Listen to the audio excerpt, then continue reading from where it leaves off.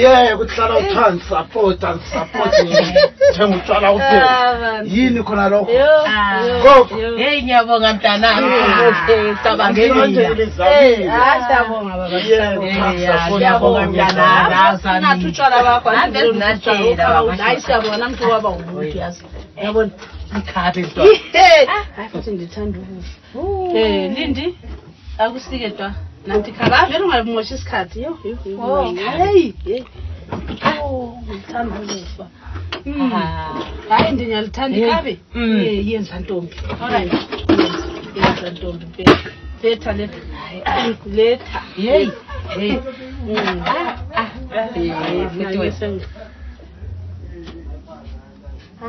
usika ntombi Mandisike so cezu. Sikucezu kathi nave uqawisela. Nango lifila ifika likhamera. Navela njwayela ngajwayela ukubulala so. Oh. Hey bathi sika ntombi. Esikhulele edorobheni lazothi ziyahlupha yini. Hey bathi akubambe futhi bakingani wami sabhethu sambala senguzwa Ukhala ukuthi sabhethu ufuna lokho phezulu. Hayi lokho phezulu abadala athola inhlonipho njani. Thatha ikhabe leli. Hawu.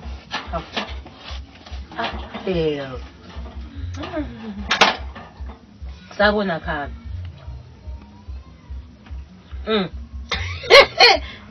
Kutheni? Ikhabe lifele unina leli. Hayi phela lizwakala. Lifele unina. Yes. Alibhujele unina. Hayi kathuthini. Leli khabe lenze njani? Libhujele unina. Hayi wena khuluma ukuthi isindebele. Kathi ntombi sokuthi akulasi isindebele sezilaselesi. Ukubhujela ikhabe libhujele unina. Yebo. Umfana lwana wathini ngunina? Loyisi. Ubhujele unina. Lalokho futhi kathi la imfana onifele unina. Kulokubhujela Ekwasitongwini. Ikhabe. Ifruit. Yebo. Sikubeka emafruitsini. Yey. Kuzobhujelwa kanjani? Ikhabe lifelwe ngunina, umuntu obhubhile umuntu. Ikhabe lifelwe ngunina leli. Libhujela ngunina? Yeah. Hayi wena hayi. Noma ngingathi ikhabe lifelwe noma libhujela umehluko wakho ukuthi kunomehluko. Onja umehluko unkuphi umehluko kabhujela lofelo. Kulokubhujela kulokufela. Kulokubhujela kulokufelwa. Kulokubhujela kulokufelwa. Yeah, ukubhujela kuhlonipha umuntu. Ukufa kufile lokuyana. Umama lana mina ngezwa wabhujela indoda lana ngezwa abantu bekhuluma bathi ufelokazi, ufelwe indoda. Bakithi. Lo mntana la abantu wafelwa wabazali. Hade wena mntana. Lekhabe leli lifele unina leli. Sithini ngayo? Yeah, libhujelwe futhi. Lalela. Lokhu lifruit. Uyayibona intambo. Ikhod. Yeah. Ikhod ebala. Ithela amanzi, ithela ukudla konke. Yesu kuyafa. Kuthiwa sithini konje ngesindebele kuthiwani? Yona le intanjana le. Yebo. Kusuka kuthiwa ngomthere mali ingavuthwanga. Ngoba litholanga ukumunya kuhle mntanami akuthanga amanzi kunina. Ukuthi ngithele ngiyakuzwisisa. So intanga leyana yashesha yafa. Yebo yakubhujela unina hayi but alamphambanisa. Ngithe mina ikhabe leli lifele ngunina. Ulibhujele ngunina. Hawu bantu. Into eyodwa into eyodwa. Kuhlukene. Kulokufela bantu ufela lokubhujela mina uchithi into le phela mina ngakhulela into ezingakhulelanga emakhaya. Mina phela ngangwazi ikhabe leli ngibona libhujele ngunina.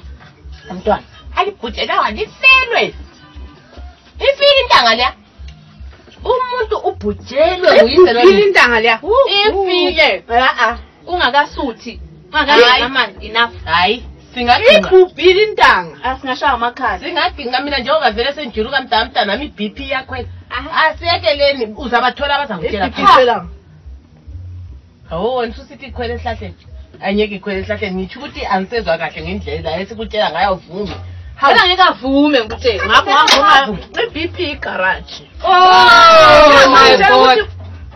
Yazi lento le ngisazofuna ukuthi Izinto zakhe zonke zishort le. ngoba navela alikwazi ukungichasisela. Mina into engiyaziyo ukuthi ikhaya libhujele ngunina angilifuni liyasaka izidlela Hamba ngena ngeke into ende ufuna ukulidla dudunya.